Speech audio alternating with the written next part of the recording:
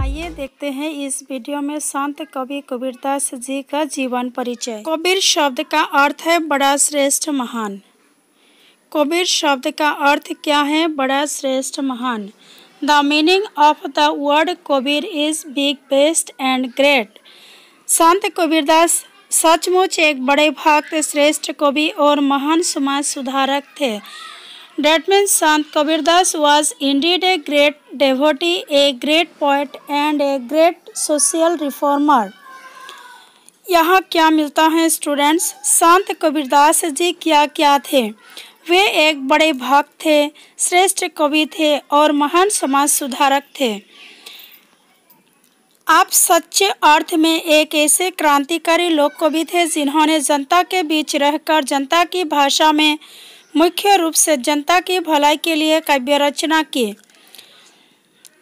That means you were such a revolutionary folk poet in the true sense, who living among the people composed poetry in the language of the people, mainly for the benefit of the people। Students, यहाँ तीन बातें आ रही हैं। क्या क्या? वे एक क्रांतिकारी लोक कवि थे। उन्होंने जनता के बीच रहकर जनता की भाषा में मुख्य रूप से जनता की भलाई के लिए काव्य रचना की। उन्होंने कहाँ रहकर काव्य रचना की? जनता के बीच रहकर। और किसकी भाषा में काव्य रचना की? जनता की भाषा में काव्य रचना की। और किसके लिए काव्य रचना की? जनता की भलाई के लिए काव्य रचना की। उनकी रचनाएं तब भी प्रासंगिक थी, आज भी प्रासंगिक है और उनकी प्रासंगिकता आगे भी बनी रहेगी। His works were relevant then, are relevant even today and will continue to be relevant। उनकी रचनाएं तब भी प्रासंगिक थी। प्रासंगिक मतलब लागू होना। तत्कालीन समय में भी कबीरदास जी की दोहाबोली, पदावली ये सब प्रासंगिक थे। अगर वर्तमान समय को देखा जाए तब भी ऐसा लगता है कि कबीरदास जी वर्तमान समाज व्यवस्था, समाज की रीति नीति ये सब देखकर लिखा है, तो इसलिए लगता है कि आज भी प्रासंगिकता है और उनकी प्रासंगिकता आगे भी बनी रहेगी। हिंदी की निर्गुण भक्ति धारा के ज्ञानमार्गी कवियों में महात्मा कबीरदास जी सबसे अधिक प्रतिभाशाली कवि हैं। Mahatma Kabirdas ji is the most talented poet among the poets of the knowledge oriented stream of Hindi निर्गुण भक्ति। यहाँ क्या बोला है? बोला है कि हिंदी की निर्गुण भक्ति धारा के ज्ञानमार्गी कवियों में वे सबसे अधिक प्रतिभाशाली कवि हैं। किस धारा के कवि थे संत कवि कबीरदास जी? याद रखना है, वे हिंदी की निर्गुण भक्ति धारा के ज्ञानमार्गी कवियों में महान थे, प्रतिभाशाली कवि थे। आप गोस्वामी तुलसीदास की तरह ही लोकनायक एवं लोकप्रिय कवि रहे हैं। जैसे आप लोग जानते हैं गोस्वामी तुलसीदास जी का नाम, उनका जीवन परिचय, तो वे जिस तरह समाज में, देश में, संसार भर में लोकनायक और लोकप्रिय थे, ठीक उसी प्रकार संत कवि कबीरदास भी लोकप्रिय कवि रहे हैं। He has been a folk hero and a popular poet like Goswami Tulsidas. आपके जीवन से संबंधित अनेकानेक जनश्रुतियाँ प्रचलित हैं। Means there are many popular legends related to your life। तो उनके जीवन संबंध में अनेक जनश्रुतियाँ प्रचलित है। विभिन्न लोगों का मत अलग अलग है। आपके जन्म, मृत्यु, माता पिता, पुत्र, परिवार आदि के संबंध में पर्याप्त मतभेद हैं। इसका मतलब है there are substantial differences of opinion regarding his birth, death, parents, son, family etcetera. तो उनके जन्म को लेकर, मृत्यु को लेकर, फिर माता पिता कौन थे, पुत्र परिवार, कौन थे आदि के संबंध में विद्वानों में भी मतभेद हैं। कहा जाता है कि सन 1398 में काशी में आपका आविर्भाव हुआ था और सन 1518 में मगहर में वे स्वर्ग सिधारे। It is said that he was born in Kashi in the year 1398 and in 1518 he attained heaven in Maghar।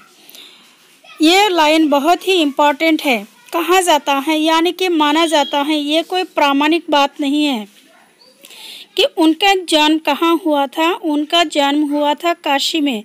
और कब हुआ था? सन 1398 में उनका जन्म हुआ था। आविर्भाव मतलब जन्म। और सन 1518 में मगहर में वे स्वर्ग सिधारे। स्वर्ग सिधारे मतलब मृत्यु हुई। तो उनका देहांत कब और कहाँ हुआ था? उनका देहांत सन 1518 में मगहर में हुआ था। जनश्रुति के अनुसार स्वामी रामानंद के आशीर्वाद से एक विधवा ब्राह्मणी को एक दिव्य पुत्र रत्न प्राप्त हुआ, जिससे लोकलाजवश उसने काशी के पास लहर तारा नामक तालाब के किनारे फेंक दिया। स्टूडेंट्स, ये जो लाइन है, ये जो बात है, ये सुनने में भी कैसा लगता है? तो जनश्रुति के अनुसार, जनश्रुति मतलब लोग जैसा कहा उसी के हिसाब से संत कवि कबीरदास जी का जन्म कैसे हुआ था विश्वास भी नहीं होता है। फिर अगर हम लोग सृष्टिकर्ता को विश्वास करते हैं तो इस बात को भी विश्वास करना पड़ेगा। यहाँ बोला है कि स्वामी रामानंद जी के आशीर्वाद से एक विधवा ब्राह्मणी को एक दिव्य पुत्र रत्न प्राप्त हुआ। तो उनका जन्म कहाँ हुआ? विधवा ब्राह्मणी के उदर से, जिसे लोकलाजवश उसने काशी के पास लहर तारा नामक तालाब के किनारे फेंक दिया। और वह विधवा ब्राह्मणी जिनके पोते नहीं थे, तो लोकलाजवश उन्होंने क्या किया? काशी के पास एक लहर तारा नामक एक तालाब था, तो उस तालाब के किनारे फेंक दिया था। किसने फेंक दिया था स्टूडेंट्स? विधवा ब्राह्मणी ने। क्यों फेंक दिया था? लोकलाजवश।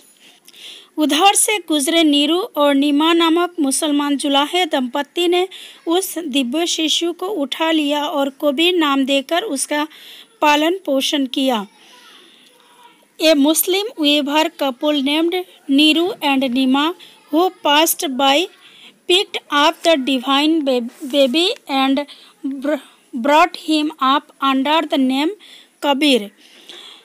तो उसी समय क्या हुआ? देवी योग से नीरू और नीमा नामक मुसलमान जुलाहे दंपत्ति उस रास्ता से जा रहे थे, तो वही दिव्य शिशु को गिरा हुआ वहाँ देखकर क्या क्या गोद ले लिया और कबीर नाम देकर उसका पालन पोषण किया। बड़े होकर कबीर ने अपने पालक पिता माता नीरू नीमा की तरह ही जुलाहे के काम को अपनाया। Growing up, Kabir took up the work of a weaver just like his foster father, mother Niru and Nima। संत कवि कबीरदास ने क्या किया? बड़े होकर पालक पिता माता का जो काम था, जुलाहे का काम, तो वही काम अपनाया था। जनश्रुति के अनुसार कबीरदास का विवाह बनखंडी बैरागी की पालिता कन्या लोई के साथ हुआ, जिनसे उन्हें कमाल और कमाली नाम के 2 संतानें प्राप्त हुई। यहाँ देखिए उनकी पत्नी का नाम क्या है और उनकी पत्नी कौन थी।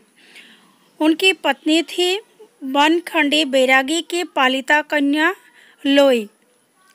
पत्नी का नाम लोई मिल रहा है और उनके एक पुत्र एक पुत्री भी थी, नाम है कमाल और कमाली। संत कबीरदास ने स्वामी रामानंद से दीक्षा ली थी। संत कबीरदास टुक इनिशिएशन फ्रॉम स्वामी रामानंद। स्वामी रामानंद से दीक्षा ली थी। मतलब संत कबीर कबीरदास जी के गुरु का नाम स्वामी रामानंद है। ये भी क्वेश्चन एग्जाम में आता है। गुरु का नाम क्या है? स्वामी रामानंद जी। उनके आराध्य राम दशरथ के पुत्र नहीं, अपितु संसार के रोम रोम में विराजमान निर्गुण निराकार राम थे। His adored Ram was not the son of Dasharatha, but the निर्गुण formal Ram, who was sitting in the world's Rome and Rome. Rome and Rome means everywhere. इसमें बहुत ही इम्पोर्टेंट बात बोला है। जैसे हम लोग भगवान रामचंद्र को भी राम बोलते हैं, लेकिन संत कबीर कबीरदास जी का राम दशरथ के पुत्र यानी कि राजा दशरथ के पुत्र श्री रामचंद्र नहीं थे, अपितु संसार के रोम रोम में विराजमान निर्गुण निराकार राम थे। तो उनके राम कौन थे? इस संसार में हर जगह विराजमान, हर जगह मौजूद निर्गुण निराकार राम थे। कर्म योगी कबीर ने कपड़े बुनने, रंगने, बेचने आदि काम करते हुए अपने आराध्य की भक्ति के गीत गाए। तो उन्होंने क्या किया? उन्होंने कपड़े बुनने के समय, रंगने के समय, बेचने के समय, फिर काम करते हुए अपने आराध्य की भक्ति के गीत गाते थे। लोगों से मिलते हुए उन्होंने तरह तरह के उपदेश दिए।